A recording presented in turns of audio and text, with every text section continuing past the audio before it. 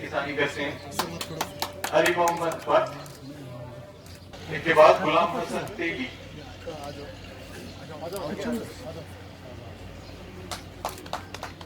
गुलाम हसन तेगी पर 7वीं बार आया हूँ जम्मू कश्मीर में जब से मैं मंत्री बना हूँ, और उसमें भी पुलवामा में मेरा 3 बार आना हुआ है।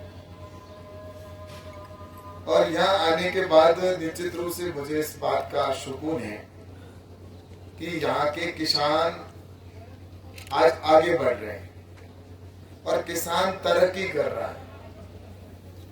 एक समय था तब लोग खेती को छोड़कर जाना चाह रहे थे, लेकिन देश के प्रधानमंत्री आदरणीय नरेंद्र मोदी जी ने विभिन्न योजनाएं प्रारंभ की और योजनाओं के माध्यम से आज जो पलायन की बात अभी कर रहे थे वो पलायन निश्चित रूप से रुका है। वो दिन दूर नहीं जिस दिन जो लोग खेती को छोड़कर जा चुके हैं वो भी वापस आएंगे और कृषि में खेती करना चाहेंगे, क्योंकि उत्तम खेती थी, उत्तम खेती मध्यम व्यापार और लास्ट में नौकरी कहते थे। लेकिन बीच का कुछ कालखंड ऐसा निकला जिसमें कृषि की योजनाएं नहीं बनी या किसानों के ऊपर ज्यादा ध्यान नहीं दिया गया। कृषि की बातें की गई, किसान की बात की गई, लेकिन किसान की उस ऐसी योजनाएं नहीं बनी जिसकी वजह से कृषि तीसरे नंबर पर चली गई। यानी कि जो उत्तम थी आज युवा है वो लास्ट में जो नौकरी थी उसको नौकरी को पसंद करता है, चाहे वो कहीं पर सरकारी नौकरी लग जाए या कहीं प्राइवेट नौकरी में लग जाए, लेकिन नौकरी पसंद करेगा लेकिन खेती करना पसंद नहीं करता। ये नए युवा की एक सोच बन गई। और कृषि के अंदर मैं आपको ये भी बताना चाहूंगा कि कृषि के अंदर किसान को जानबूझकर पीछे भी रखा गया। किसान कृषि के अगर देखा जाए तो जीडीपी में योगदान, देश की जो जीडीपी है उसके अंदर कृषि का योगदान जब भारत आजाद हुआ था 1947 में, उस समय 50% से अधिक योगदान कृषि का था।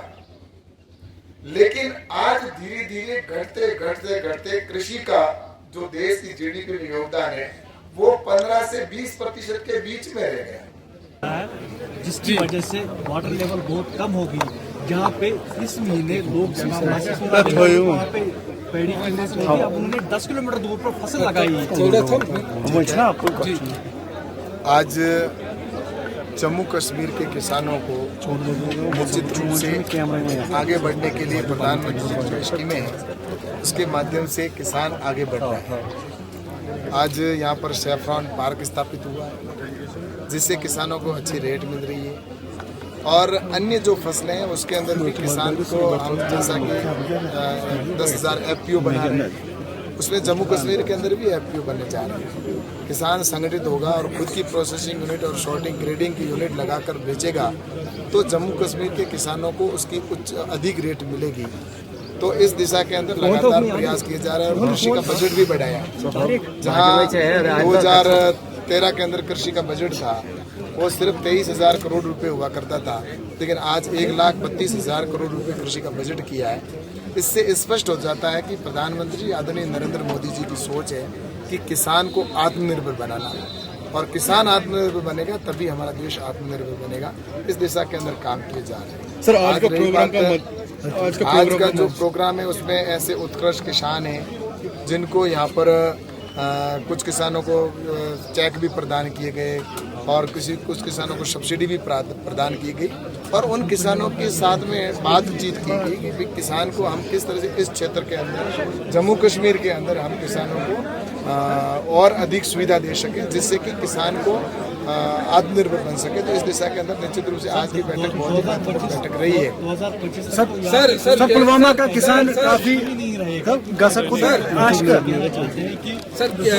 ईरान से सेब लाए जा रहे हैं, लेकिन ईरान से सेब लाए उससे यहाँ के किसान काफी परेशान हो गए और कीमती भी काफी कम हो गई सेब।